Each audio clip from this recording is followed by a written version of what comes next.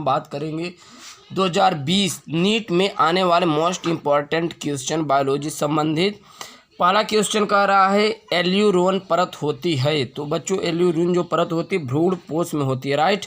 यहाँ पे 4 ऑप्शन दिया गया है।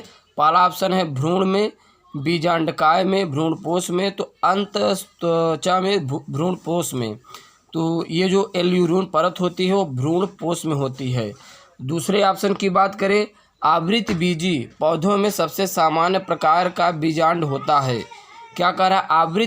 आवृत बीजी पौधों में सबसे सामान्य प्रकार का बीजांड होता है। तो आवृत जो पोषी सबसे सामान्य प्रकार का बीजांडाय होता है वो एनाट्रोपस प्रकार का है, राइट। सामान्य प्रकार का बीजांड होता है एनाट्रोपस प्रकार का। ये चीज़ आपको ध्यान में रखना है। ऐसे कई बार यहाँ पे आप देख पा रहे CPMT 2006 में पूछा गया है, राइट। चलिए तीसरे क्वेश्चन और चौथे क्वेश्चन की यहाँ पे हम लोग जिक्र करेंगे। बात करें बच्चों तीसरे क्वेश्चन की। तीसरा क्वेश्चन कहता है परागकण में सबसे बड़ा केंद्रक होता है। तो जो परागकण का सबसे बड़ा केंद्रक होता है वो कहाँ पर हो सकता है बच्चों? नलिका केंद्रक में, राइट। ये चीज़ आपको ध्यान में रखना है। परागकण का सबसे बड़ा केंद्रक होता है नलिका केंद्रक में, राइट। चलिए अब चौथे क्वेश्चन की बात करते हैं। यदि बात करें चौथे क्वेश्चन की तो बहुगुणिता का अर्थ है। तो जो बहुगुणिता का बच्चों अर्थ होता है वो किसमें हो सकता है? बहुगुणिता का अर्थ गुणसूत्रों के द्विगुणित से अधिक सेट की उपस्थिति, राइट। तो यहाँ पर जो बहुगुणिता का अर्थ है गुणसूत्रों की द्विगुणित से अधिक सेट की उपस्थिति से होता है, राइट। ये चीज़ आपको ध्यान में रखना है। बहुगुणिता का अर्थ है गुणसूत्रों की द्विगुणित से अधिक सेट की उपस्थिति। चलिए अब हम लोग 5वें नंबर क्वेश्चन की बात करते हैं। 5वें और 6वें नंबर क्वेश्चन की बात करेंगे।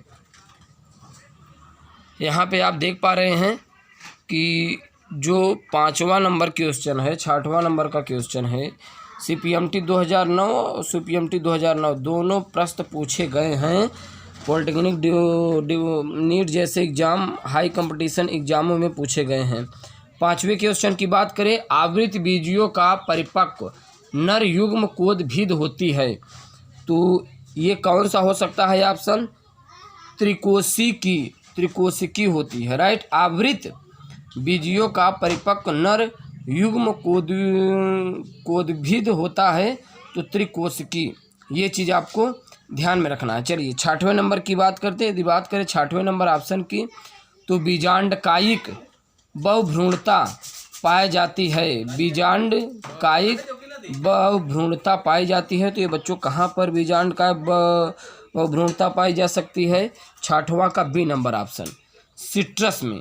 ये चीज़ आपको ध्यान में रखना है। इस पर आप लॉक कर दिए। CPMT 2009 में ये भी प्रश्न पूछा गया है। चलिए अब हम लोग बात करेंगे 7वें और 8वें नंबर क्वेश्चन की। तो बात करें 7वें नंबर क्वेश्चन की, आवृत बीजी पादपों में 7 कोशिकी तथा 8 केंद्र की संरचना कहलाती है। क्या कहलाती है? क्या कर रहा है क्वेश्चन 7वां नंबर, ध्यान दीजिए।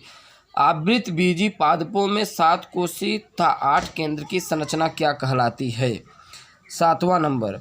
तो जो आवृत पादपों की ये होती भ्रूण कोश कहलाती है, राइट। और ये आप देख पा रहे हैं UP CPMT 2013 में पूछा गया है। तो ऐसे प्रश्न हर साल आने की संभावना रहती है। अब यहाँ पे 8वें नंबर क्वेश्चन की बात करें। 8वां नंबर क्वेश्चन OJEE 2013 में पूछा गया है। प्रश्न क्या है? 8वें नंबर प्रश्न की बात करें तो यहाँ पर जो 8वां नंबर का प्रश्न है, आवृत बीजी पादपों में अंड उपकरण निर्मित होता है। क्या है? आवृत बीजी पादपों में अंड उपकरण निर्मित होता है। तो ये जो आवृत बीजी पादपों में जो अंड उपकरण होता है ये बी नंबर ऑप्शन सही है। 2 सिनजिड तथा अंडाणु कोशिका द्वारा, राइट।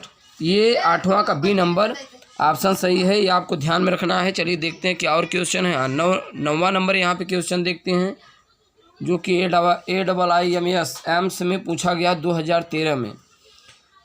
2 पुष्पों का विभिन्न अलग अलग पौधों पर परागकण कहलाता है। यहाँ पे 9वां नंबर ऑप्शन दीजिए। 2 पुष्पों का विभिन्न अलग अलग पौधों पर परागकण कहलाता है। तो जो 9वां नंबर ऑप्शन है कौन सा सही हो सकता है? बी नंबर जीटोनोगैमी, ये चीज़ आपको ध्यान में रखने। ऐसे क्वेश्चन हर साल पूछे जाते हैं, तो आपको तैयार में रखना है, राइट। और यदि आप चैनल पर नए हैं तो फटाफट चैनल कीजिए सब्सक्राइब और उन बच्चों के पास शेयर करने की कोशिश करें जिन्हें इनकी काफ़ी ज़रूरत है।